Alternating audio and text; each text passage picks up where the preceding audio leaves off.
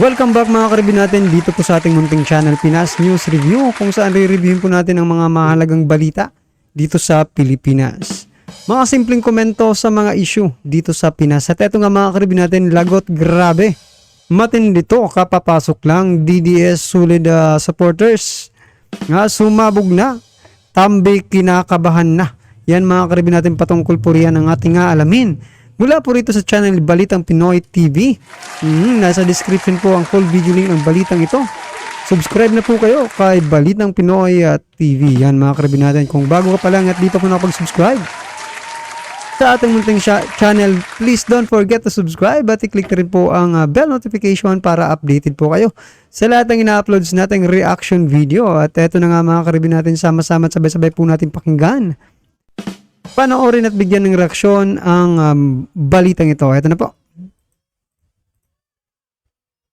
Narito ang Balitang Pinoy TV.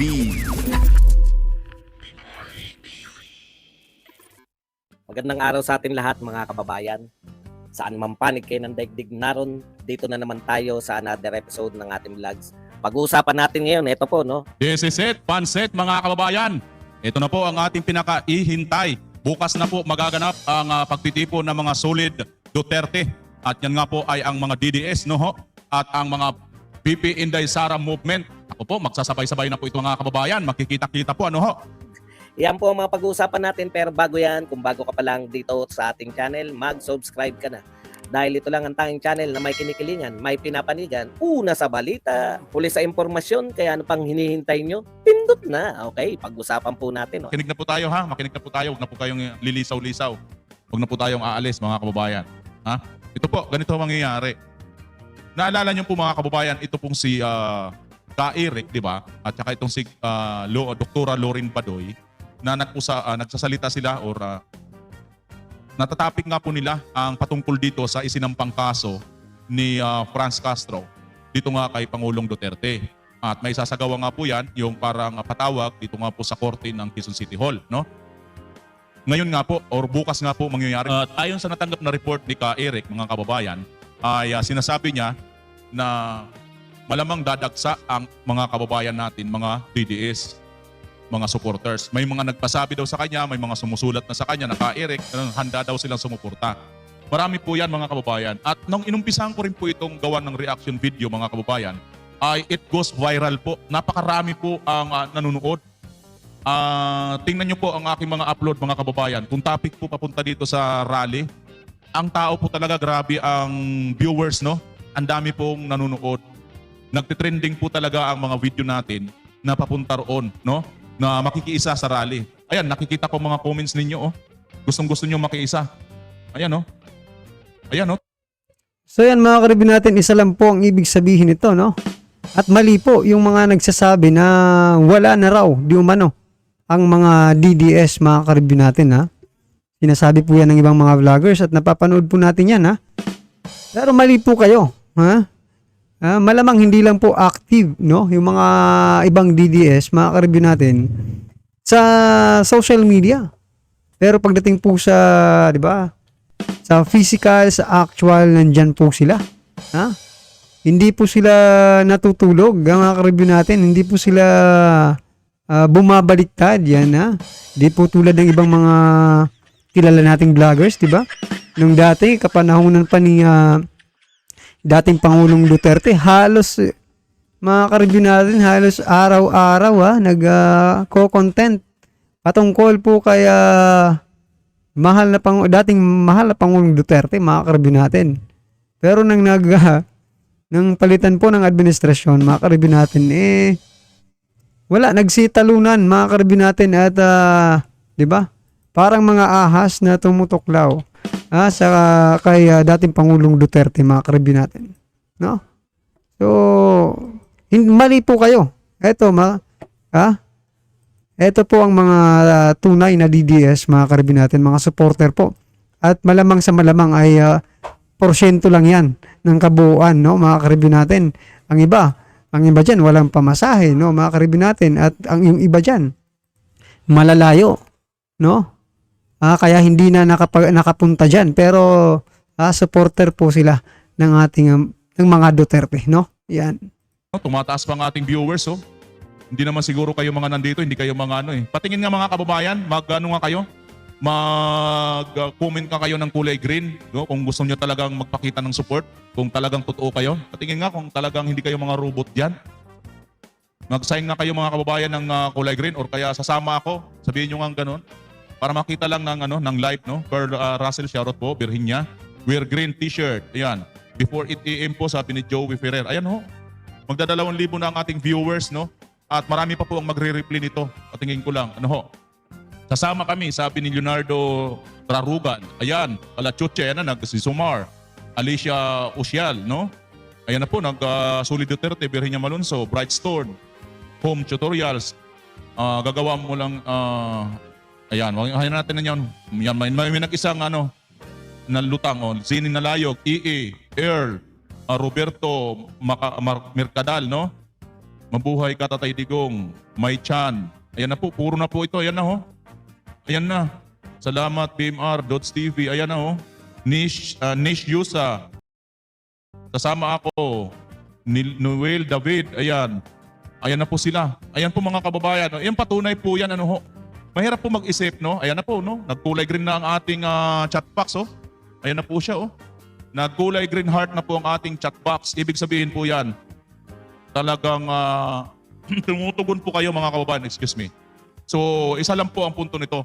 Mula po nung nag-umpisa po tayo mag-topic papunta rito, talagang mismo naman po ang yung political analyst, si Palutikia, nararamdaman po talaga niya.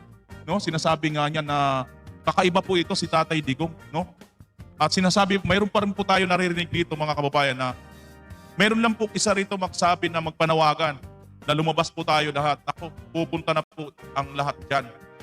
Ngayon po, tayo rito, hindi po tayo nananawagan mga kababayan. Lalo na nga po, mayroon pong nangyaring ganyan kanina. Ayaw po natin na isa man po sa ating mga kababayan ang pahamak. Tayo po rito ay pro po for peace, no? Dito po tayo sa, yung kapayapaan. Pro kapayapaan po tayo lahat. Ayan na po, tumataas pa ang ating viewers. 2,000 na mahigit, puro nagkulay green. Sasama tayo bukas. Puro ganun, no? Sasama tayo bukas. We love Tatay Digong. Ayan po mga kababayan, kinikilabutan ako sa ninyo. Ngayon po mga kababayan, ito po nililinaw ko po sa inyo, wala pong organizer kung pupunta tayo bukas. So yan mga ka-review natin, no?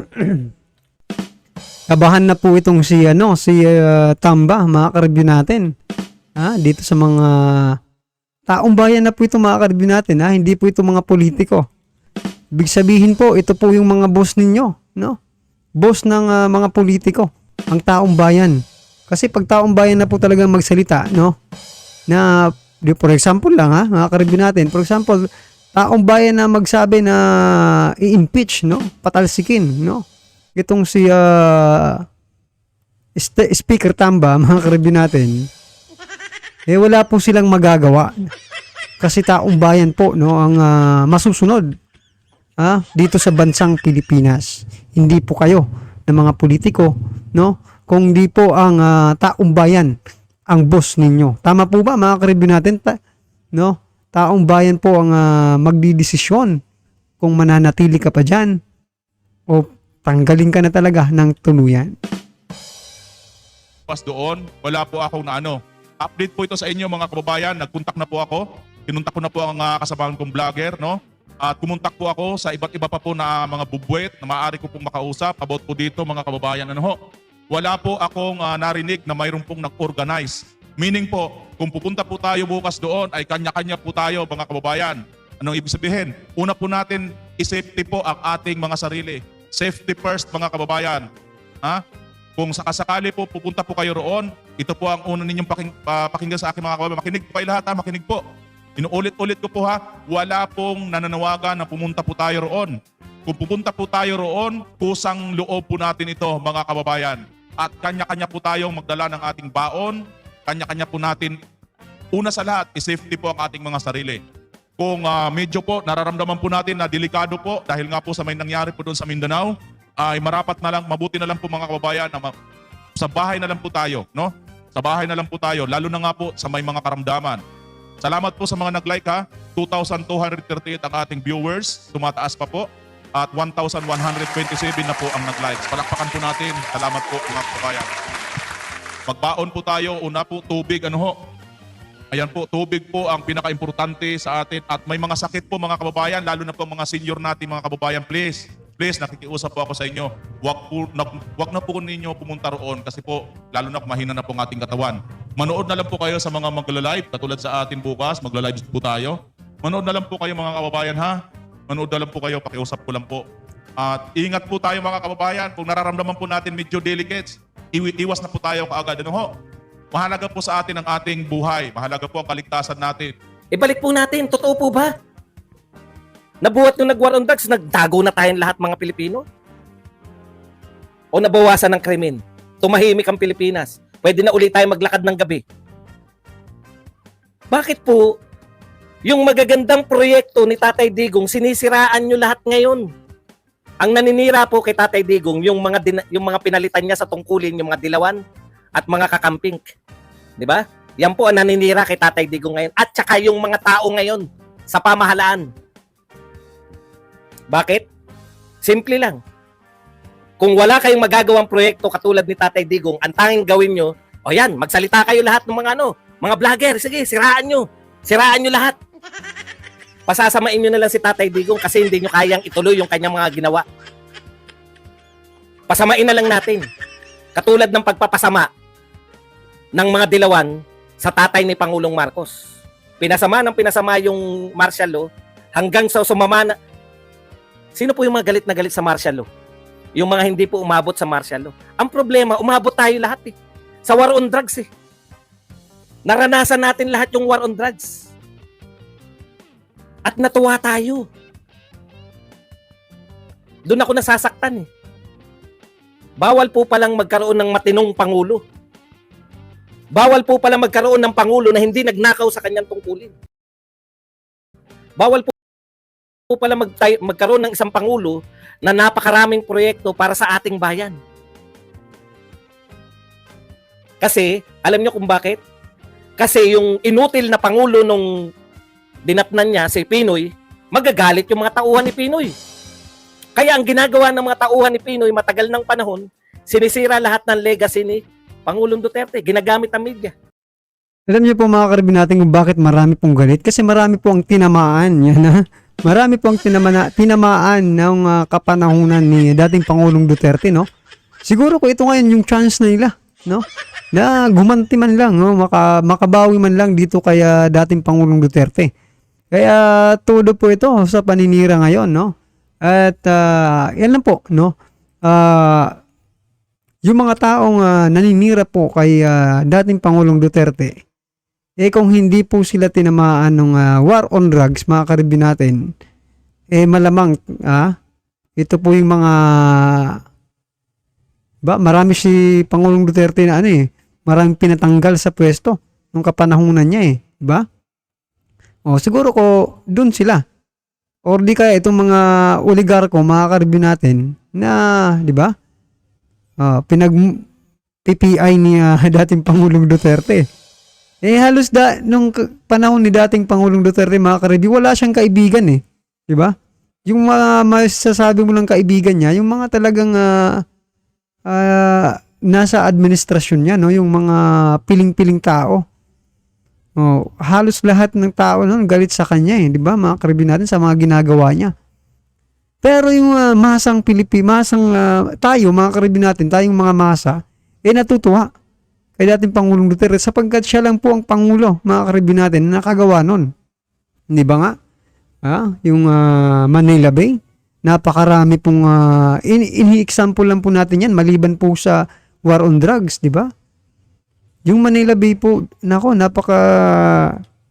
napakarumi po ng Manila Bay. Pero pinalinis niya po, di ba?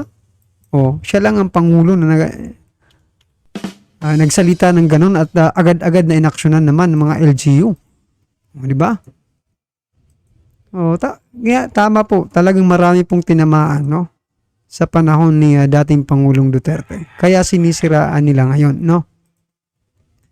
At yan nga po mga karibyo natin, ito na nga, mali po si Tamba, mga karibyo natin. At yung mga ibang vloggers, mga karibyo natin, nagsasabi na wala na pong mga DDS. Nako po, mali po kayo. Sapagkat pinapakita po dito, no? Na marami marami pa rin ang mga supporters ng mga Duterte. Paano hindi dadami? Isipin nyo na lang yung boto ni BP Sara, mas mataas pa kaya PBBM, di ba? So ganyan lang, yan lang po yung nagpapatunay na mas marami po ang nagmamahal sa mga Duterte. Anyway, mga karibin natin, ano naman po ang inyong reaksyon, i-comment lang po sa baba para at alam po ng ating mga kababayan ang inyo pong nararamdaman patungkol po dito sa balitang ito, right? Kung bago pa lang, hindi pa po nakapag-subscribe sa ating munting channel, please don't forget to subscribe at i-click na rin po ang bell notification para updated ka po sa lahat ng ina-uploads nating reaction video at huwag din pong kalimutan mag-subscribe kay Balitang Pinoy TV. Nasa description po ang full video link ng balitang ito. Subscribe na po kayo. Balitang Pinoy TV, maraming salamat po.